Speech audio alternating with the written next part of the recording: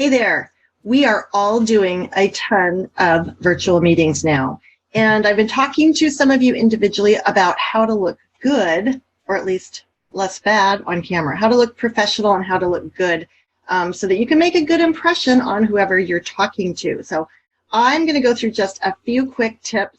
I'm not going to show you how to run a Zoom meeting and do all the other stuff I did in my other tutorial, just some quick tips on how to look good. So the first tip is where to put your computer. Now the computer, you want to be looking at or up to your computer like I am right now.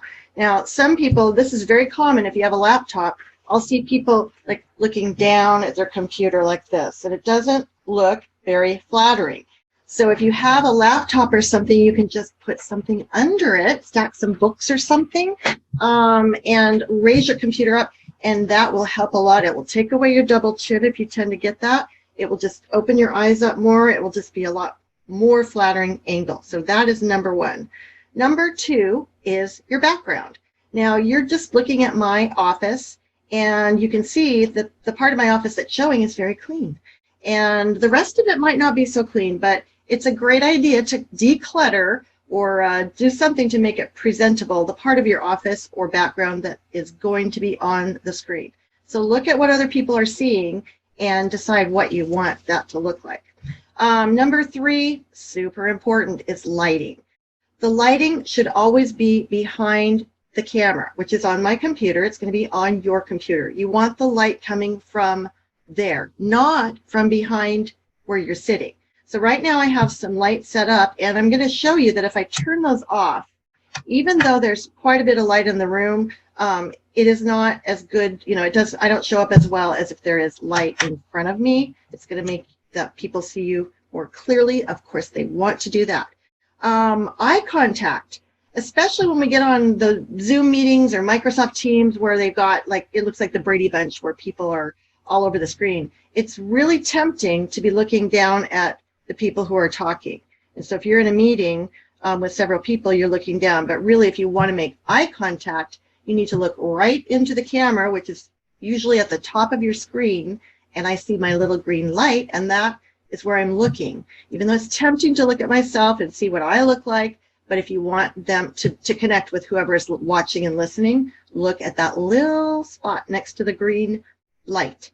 Where are you going to sit? I do see a lot of people sitting back, not centering themselves in the screen. Think about if you're watching somebody on the news, how they're placed on the camera. You want to fill the screen. You want to not be, like when I FaceTime my dad or whatever, I usually see about this much of him.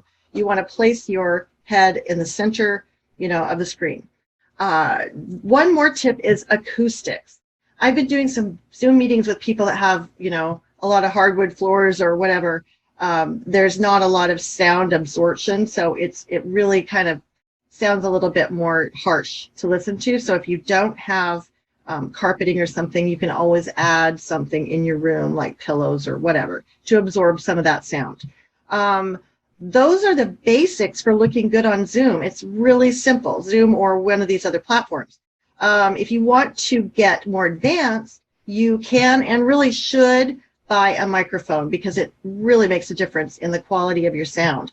And oops, I have something called a Blue Yeti, and I'm going to put the link in this when I send this out to the inner circle. I'm going to send what I have so you can buy that. I think it's $129. It's a great investment if you're going to be doing a lot of Zoom meetings or online virtual meetings.